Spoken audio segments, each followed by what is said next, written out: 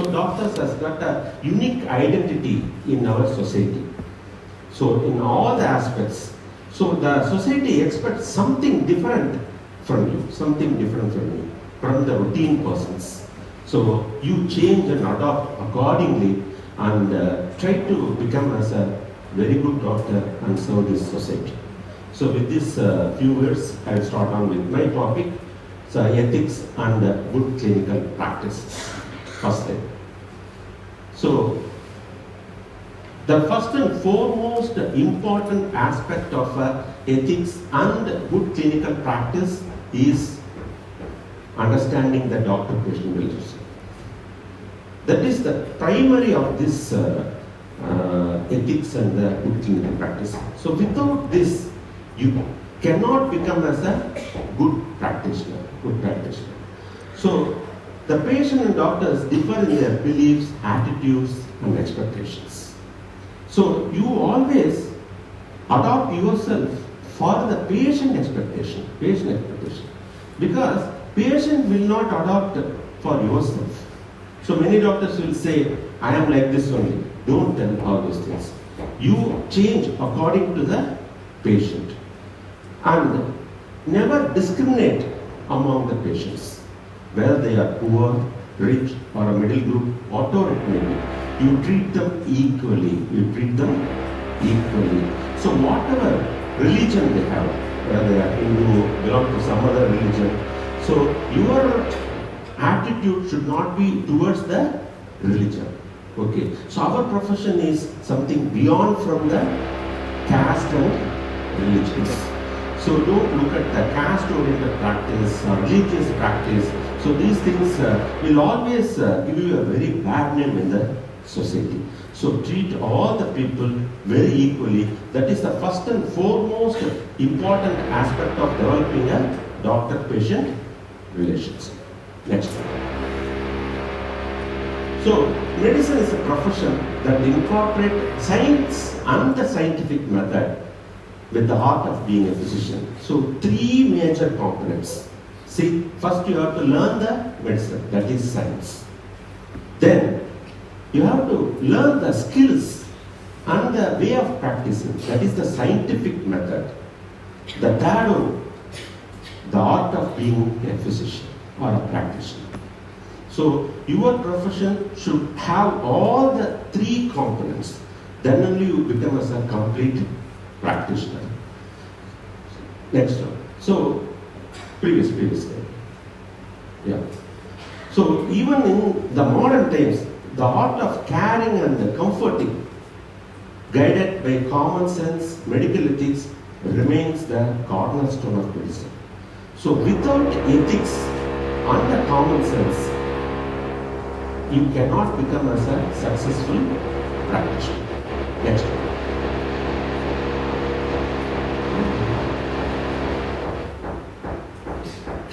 So the doctor-patient relationship is itself a therapeutic.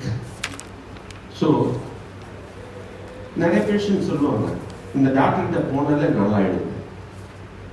This sentiment is always there. So now these things are slowly going away. Because in those days there was a concept called as a family practitioner or a family physician.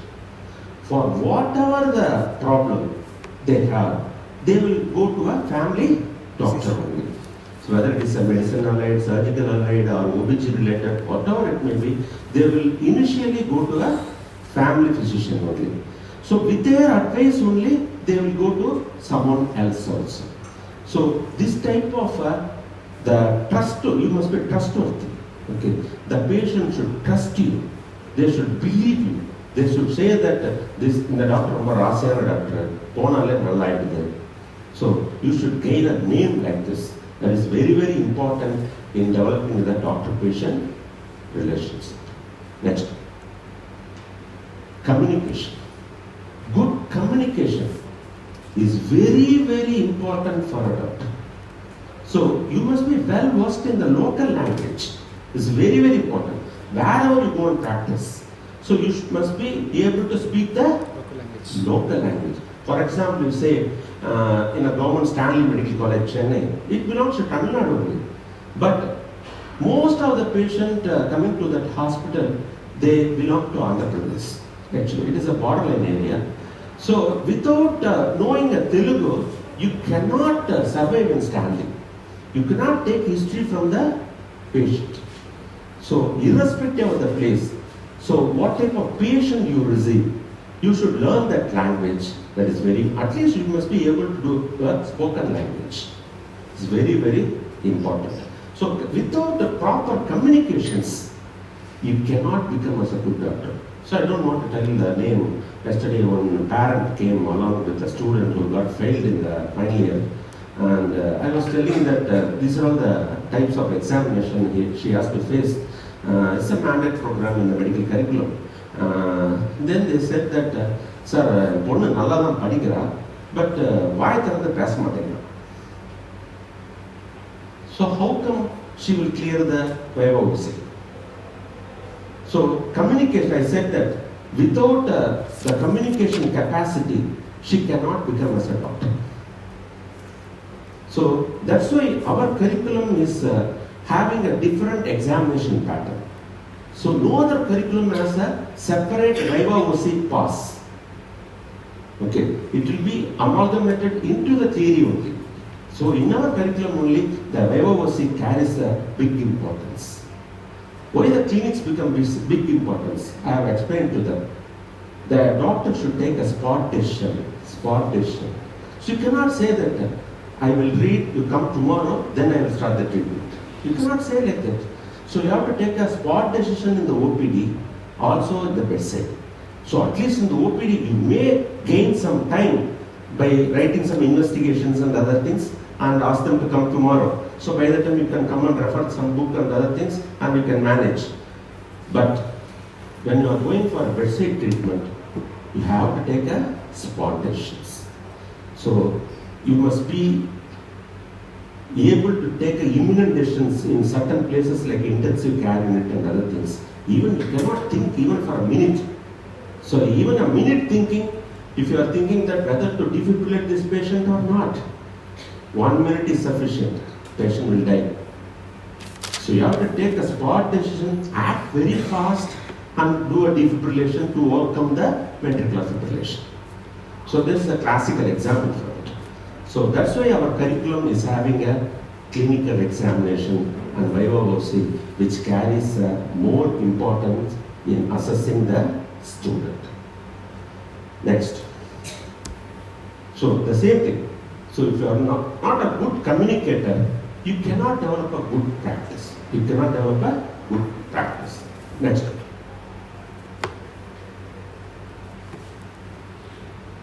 So, patient, when he comes to the clinic, he will be very anxious and apprehensive about the disease, You must be calm and quiet. You should not become more anxious and apprehensive than the patient and their relatives. Okay, you keep calm and quiet. That's very, very important. And just pacify them. Give some confidence to them. Nothing to worry. Whatever it may be, even it may be a very big problem or untreatable disease like that. But even then you say, keep quiet. We will think over it. We will plan that management. So everything, you just make them calm and quiet and explain about the disease slowly. Explain about the disease very slowly. So don't say that. That's why I used to say in the class also, whenever a question is asked, what are the causes of this problem? And many of the students used to say malignancy as the first answer. Okay, I used to say, don't say malignancy as the first etiology. Okay, so it is passing a death sentence for the patient. So don't say that. So always think of treatable conditions.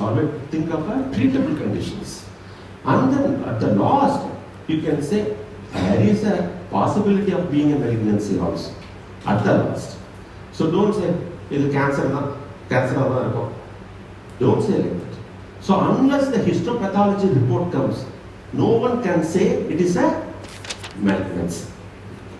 So even with the imaging even with the clinical examination, with all the blood investigations or tumor markers, still you cannot say it is a malignancy only. So only with the histopathology report, you will be able to declare that the patient is suffering from a malignancy. Otherwise, it is a crime. It is a crime. Without histopathology, framing a patient as a malignant patient is a crime, actually. So you should not do that. So always remove the distress, apprehension and anxiety of the patient and the relatives. So very, very important. For example, 2 days back I received one girl who wandered everywhere in the nearby districts to several doctors, a young girl, 18 years old girl with a loss of weight and loss of appetite, with subtle respiratory symptoms and other things. And someone has taken the X-ray chest also, but they have missed a miliary tuberculosis. There was a fine mottling, miliary mottling in the X-ray chest. They have missed that actually. And it was a clear-cut case of a disseminated tuberculosis. Patient had a bilateral miliary tuberculosis with cervical tuberculous lymphadenitis. So it's a disseminated tuberculosis. Quite risky, very rare to see at the age of 18. Patient is not a juvenile diabetic. No immunocompromised states, nothing. So it is really dangerous because miliary, we don't know. When the miliary goes and sits in the meninges, producing a tuberculous meningitis. So very risky. So, but on the first day, I just removed their anxiety, apprehension and everything. Don't worry, it's a curable disease. The duration of the treatment is little bit prolonged, but it's a curable disease. Don't tell about the complication on the first day. So that is the way of practice. That is the way of practice. So always remove the anxiety and apprehension of the patient, and you always give confidence to the patient relatives, and slowly during the second visit, third visit, and other things, you can slowly put on about the details of the complications. It's very, very important. Okay, next. So the first impressions are critical, and it's essential that the patient be put at ease by appropriate introductions and a friendly greeting. Always say, welcome. Okay, have a smiley face. Don't sit very rigid in the clinic, actually. So always receive the patient with a smiley face, please come. Because whenever you see your patient for the next time, he is your regular customer. You should satisfy your customer. So just have a smiley face and receive the patient in a proper way. This will make them to sit comfortably, make the bystander to sit comfortably. Don't make the bystander to stand and other things.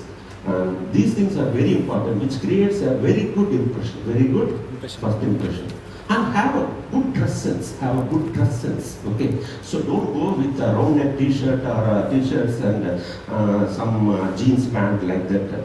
So generally the society don't recognize those things in a doctor. So always wear a formal dress. At your clinic. I'm not telling when you're going out or tour or whatever it will be, you can wear anything.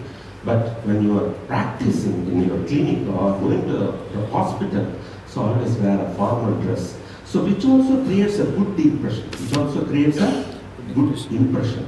So these things that the first impression is very, very important, and subsequent impressions also very, very important. So don't abuse words towards the patient or the patient. Don't be angry.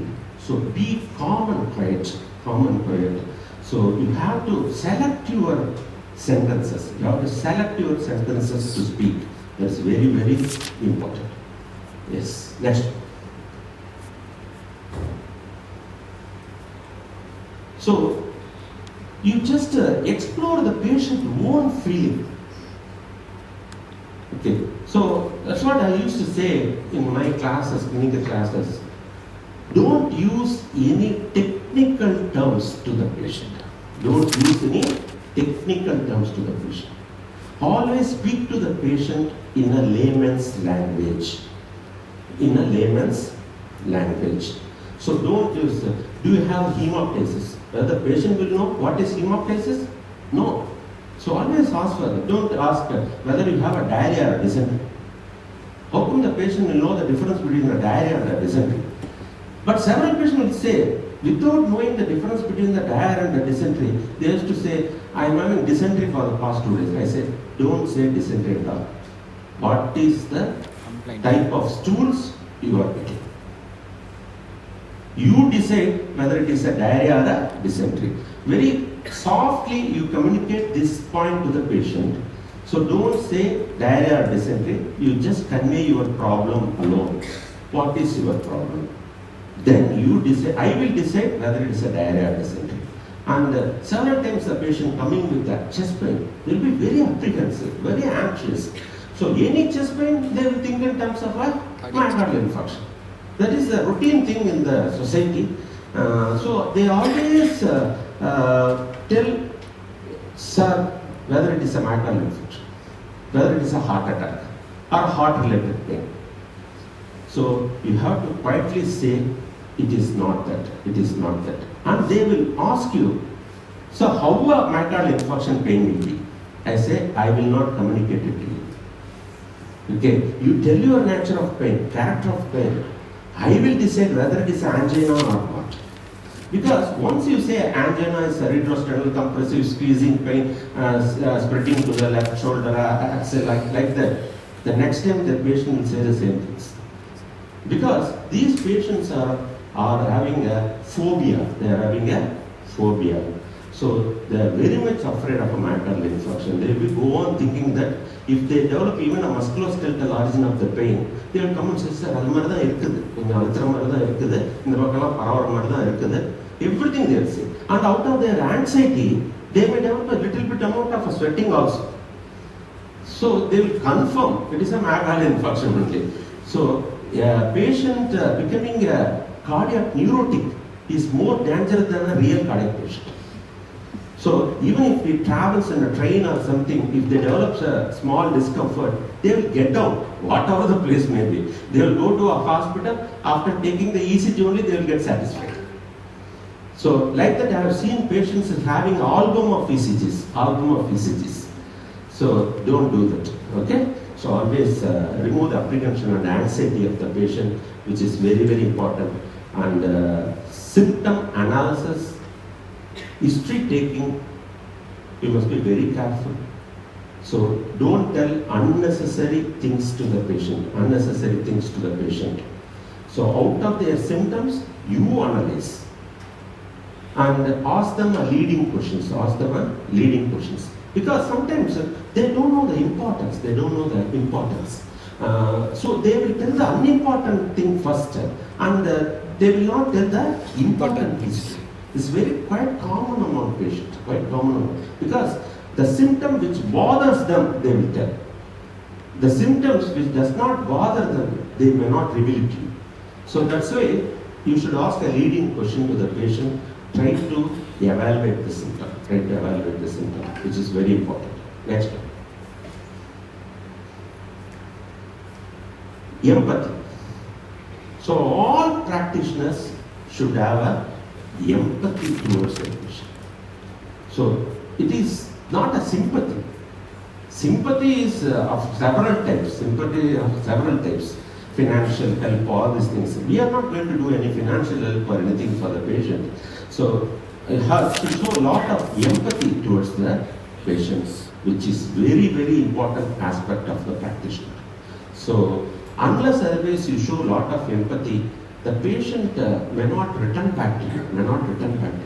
If you act very roughly and if you treat the patient in a very different manner, they may not return back to you. And they may spread the wrong news about you to the society also. Very important.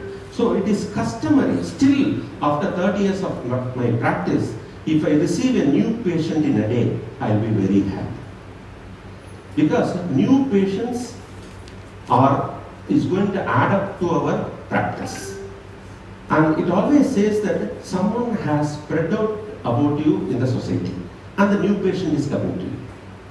So if someone has given a very wrong opinion about you, new patients will not come to you. So receiving a new patient, at least one new patient per day, is always indicates a successful practice. Even if you are seeing a 30, 40 patients in a single OP timing also, even then if you receive one new patient, every practitioner is very happy about it. Because he is having a very good name in the society. That is the meaning. Next one.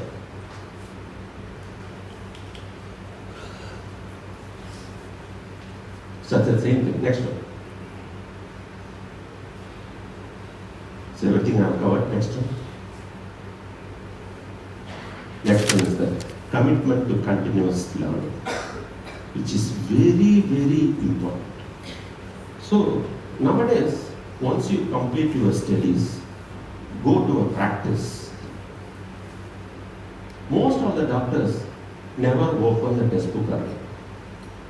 Never open the textbook again. But I have read my Harrison's 25 years back, 30 years back. After that, lot of editions of Harrison, new editions have come. And lot of inclusions, exclusions have happened in the textbook. So, how come you will be able to practice what was mentioned in the Harrison 30 years back? Which is purely unethical. Okay, so lot of drugs, they are banned. Drugs are banned. Lot of investigations are not available. Lot of drugs are not available, which was available 30 years back. Lot of new inventions in the field of investigations as well as drugs have come. So you must be aware of that.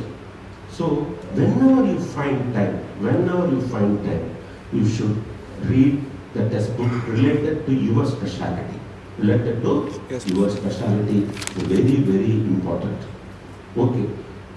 If you don't find time to read the textbook, at least if you see a tough case or a rare case, at least come and read about that in the latest textbook related to your practice. It's very, very important. So don't forget to do that. Then you will become as a Stone Age doctor. Stone Age doctor. Lot of new things are coming day by day.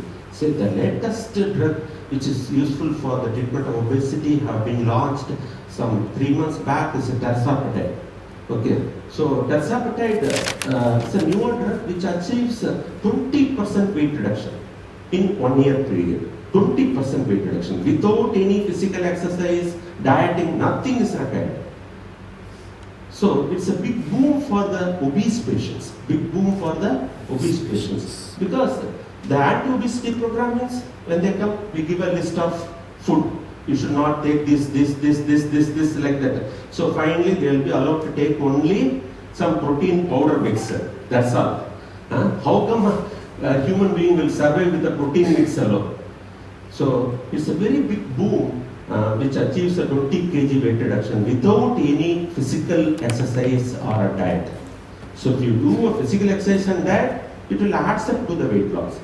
So almost this drug is going to replace the bariatric surgery. It's going to replace the bariatric surgery. So like that, you must be aware of the newer inventions which are happening in the field of medicine. Not only in medicine alone, even in surgery alone, in other things also, the same thing. So newer methodology, new methods of surgeries, newer instruments, all these things are coming. So it is customary to know about the new inventions. So which is possible by reading latest edition textbooks as well as journals. So journal reading is very, very important. Okay, at least you must be reading one national journal and one international journal. At least. Okay, so you must be aware what is happening globally, as well as what is happening in India, in our nation. Because certain diseases, certain epidemics will be limited to India only. So that will be more elaborate in the Indian journals, not in the international journals. So like that, at least one international journal and one national journal you have to read periodically related to your field. And another thing is attending conferences. International, national, state level. At least one each per year. It's very important. Because if you attend a 3 days conference, almost it is equal to reading half of the textbook. So they take notes from journals, different journals, latest edition of textbook, and present it in the conference as a nutshell.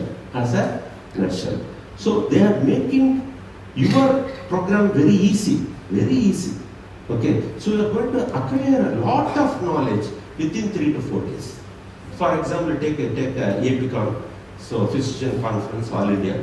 The first day they will conduct, or in all conferences they will conduct a CME program, Continuous Medical Education Program, on the first day.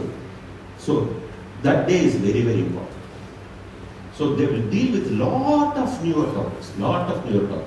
But generally what we used to do, we will be standing at the registration counter with a lot of crowd to get that kit back. At least it will take half a day in the registration counter itself.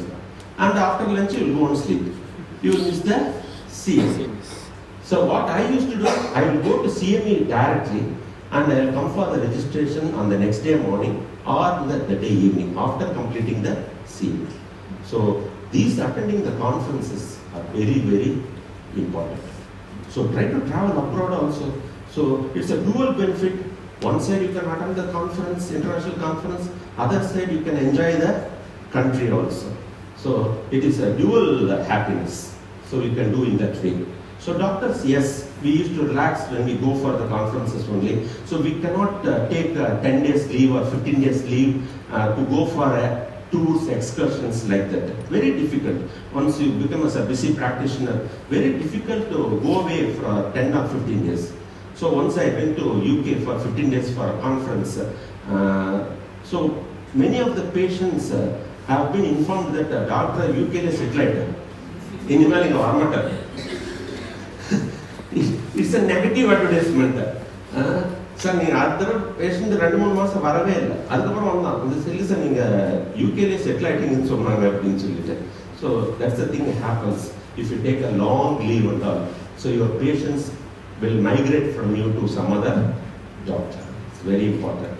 So enjoy your excursion and the conference together wherever you go. Next, investigations. Judicious use of investigations. It's another big problem in the current doctors' society. So, drawing the diagnosis from the investigations is a very, very bad type of a practice. Okay, you must be able to do a diagnosis or at least a differential diagnosis from your history taking and the clinical examination. Then you do a relevant investigations to confirm your clinical diagnosis. That should be there. You cannot treat a paper, you have to treat the patient. It's very, very important. So don't do unnecessary investigations. Just for the diagnosis sake, don't do unnecessary investigation for the patient. Always it goes on the wrong side only. So for example, 2 weeks back I received a patient saying that, sir, I am having rheumatoid arthritis. Patient aged around 70 years. I said, when this rheumatoid arthritis started for you? Now only, sir, a month back. Is it possible for rheumatoid arthritis to begin at the age of 70? After the immune system and everything have suppressed?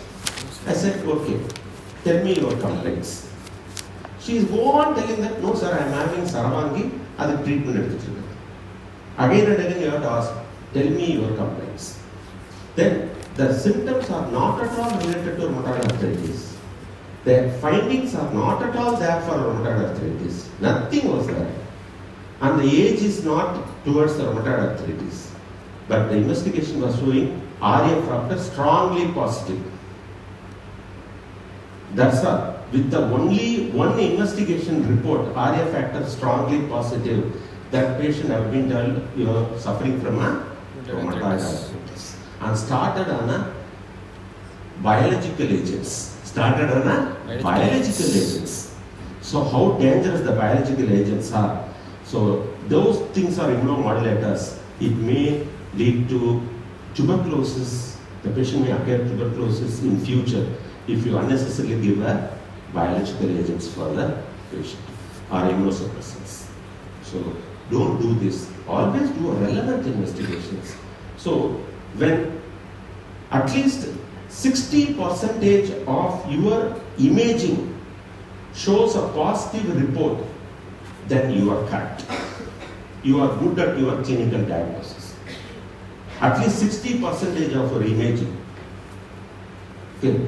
So you should not get CT scan normal steady, MRI normal steady, which is not correct. At least for 60% of your references to the imaging should show some findings related to your clinical suspicion. Because everywhere they will rate a loss line, kindly correlate clinical diagnosis. Clinically. That's all. The commitment of the radiologist get over there. Kindly correlate clinically. I will tell a classical example for this. A patient came with a sciatica of the one lower limb left, and the consultant have taken a MRI lumbosacral spine, which was showing a disc at the level of L4, L5 and L5S1, and slightly compressing the thecal sac, So the consultant thought the sciatica is due to the nerve root compression, or thecal sac compression. That's all. But the disc is on the other side. Okay, it was not on the left side. It was not on the left side. It was on the other side actually. What the patient had was a piriformis syndrome. Okay, so piriformis syndrome is an entrapment neuropathy where the sciatic nerve gets engulfed by the piriformis muscle in the gluteal region. The symptoms will mimic like a sciatica. So like that. So always do the investigations for your clinical findings. Then only you will be able to confirm it. Okay. Even sometimes in busy X-ray center and other things, they may give a wrong X-ray also. They may give a wrong X-ray, wrong blood reports. These things are very, very common. Okay. So don't treat the patient based on the investigation report alone. Always correlate clinically, and don't make the patient to spend unnecessarily by doing the investigations. Routinely asking, even you people write blood routine. Here, what is blood routine? What are you going to do with that? So if you are suspecting a sepsis or a bacterial infection or a viral infection, then you need to know about the counts. That otherwise not necessary at all. What are you going to do with that count? Somehow you are going to prescribe antibiotics for the patient. Otherwise you can do that. So is there any clinical symptom or a sign related to a hematological malignancy or a hematological problem? Then you can do. So don't do this. Okay, always do a relevant investigations, and the patient have to spend for the genuine reasons. Very important. Otherwise, என்ன சொல்லுவான் patient, இந்த doctor கூட எப்போ பார்த்தாலும் செலவு வச்சுக்கிட்டே இருப்பாரு, அந்த டெஸ்டட் இங்கே டெஸ்டட்னு சொல்லிட்டே இருப்பாரு. Okay, these may be suitable for the persons who are going to practice in the corporates or in the metropolitan city with the high profile patients. But when you are practicing with the middle class and the lower middle class, the lower people, you should not adopt this type of practice. Always do genuine investigations. Next one. Management. So, you have to always, if the patient has got two problems, or a drug which is going to prescribe for the patient is going to produce some side effects. But the therapeutic benefit is there. So always weigh the risk-benefit ratio. And explain the things to the patient. See, I am giving this drug. Okay? You may develop this problem. If it occurs, you come back to it. But this side effect is a very less harmful. It is not a harmful side effect. But the therapeutic benefit for this drug will be more. you will get cured by this drug. So try to accept small side effects. Explain to the patient and prescribe the drug. It's very, for example, for that tuberculosis patient, I prescribed a rifampicin, iodine, and everything. But I have clearly explained the side effect to the patient. If you have continuous vomiting, don't tell that you will develop a liver failure. Don't use that words and all. If you have a continuous vomiting, you report to me. Okay. Then you can check for the left hip. But initially if you say, unga liver kettuponadum poidu and maatru don't say that. Patient will not take the medications at all. So like that, you explain everything to the patient and then prescribe the drug.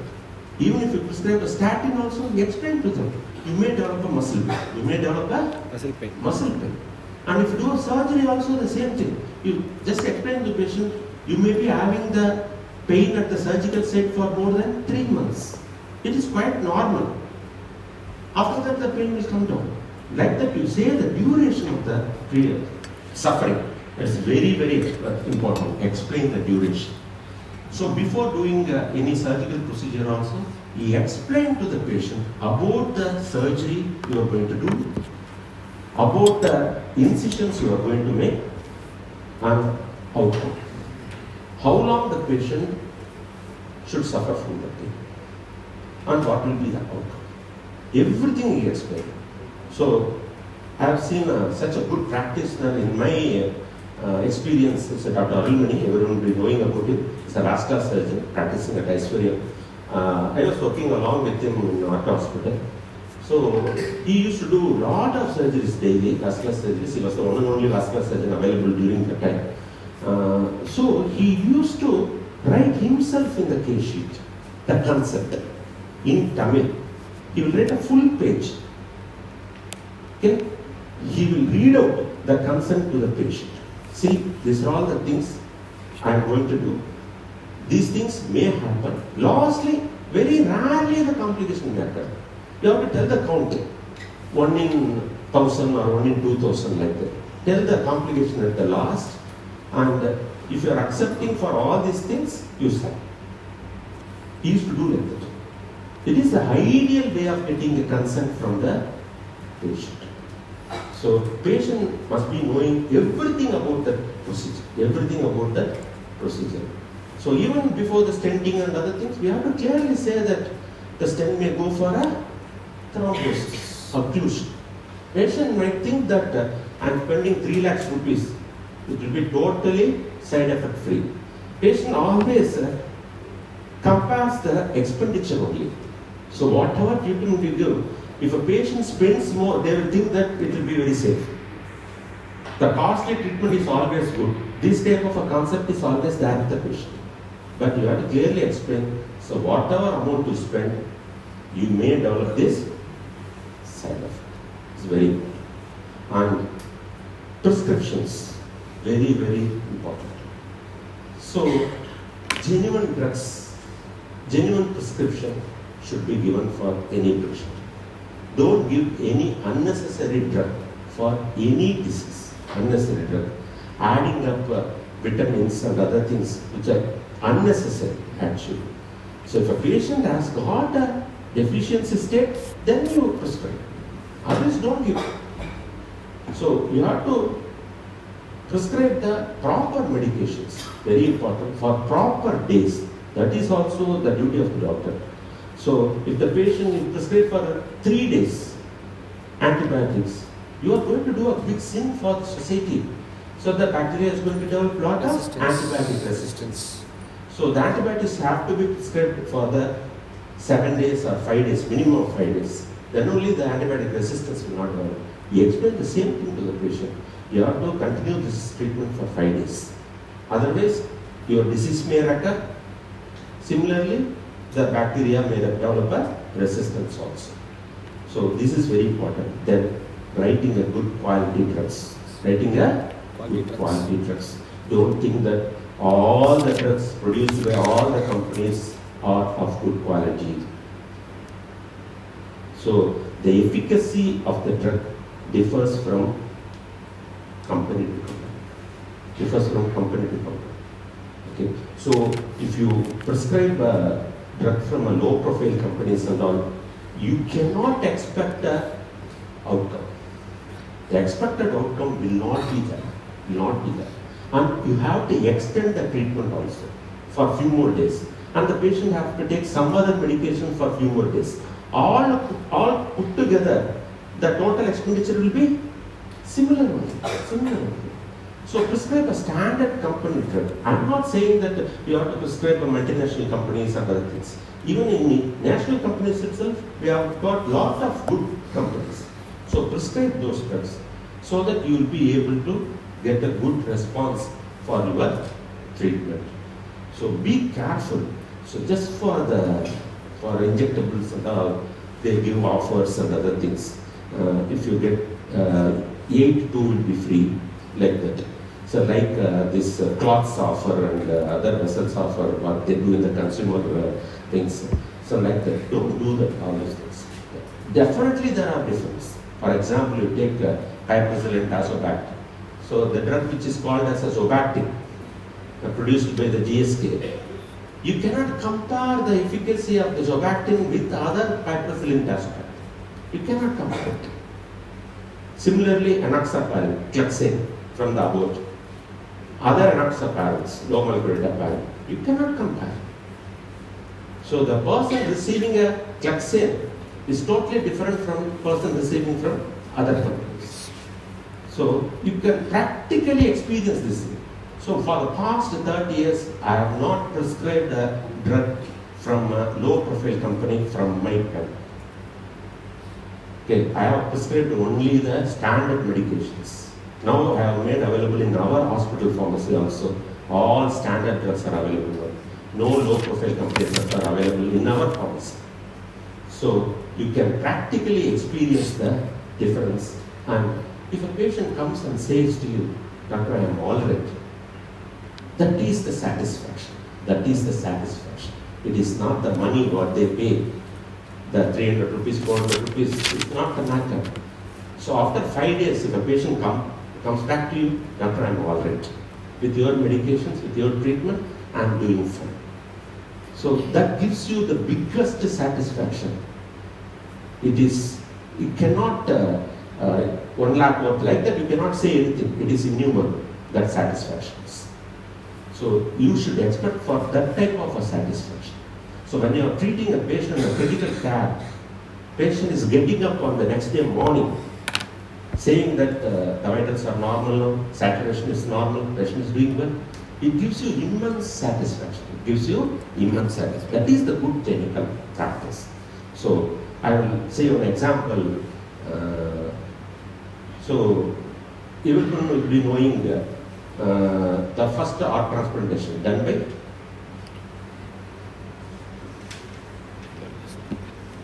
who did the first heart transplantation in the world? It is done by Chris Bernard. It's done by Chris Bernard in the Cape Town, South Africa, in the hospital, Cape Town in the South Africa. So I visited that hospital, and there was still they keep the Chris Bernard's consultation room where the operation theatre, where the surgery went on. So everything has a museum there in the Cape Town hospital. So they used to show on documentary film about the total transplant, in which the Chris Bernard will speak out about the difficulties what he had. So they did first they tried with a dog actually. They have transplanted a dog. The dog expired in a week or so. This was the first successful heart transplant. Then they did for a human being. And he was saying that all the surgery were over. Everything, surgery was completed. And patient was not developing the heartbeat. Patient was not developing the heartbeat. So the Chris Bernard prayed to God, God help me. So in those days, hospitals will have lighting ventilators and all. So almost 18 hours surgery. After that, early morning, the sun comes in actually. So once the light comes in and falls on the patient, patient heart started beating. This was the finest occasion. We have to applaud Chris Bernard, who was the first man to do the heart transplantation. So when he was saying that, he was literally crying in that documentary film, actually. So that is the immense satisfaction what big consultants also experience. He was a very big consultant. He would have not tried for all these things, but he was literally trying. So that type of satisfaction we should get out of our practice. So with this few words, I wish you all success in your personal life as well as your professional career, and come as a very good ethical practitioner. Thank you so much. Thank you so much, sir, for such a useful and productive session. I welcome our Director of Hospital Development Committee, Professor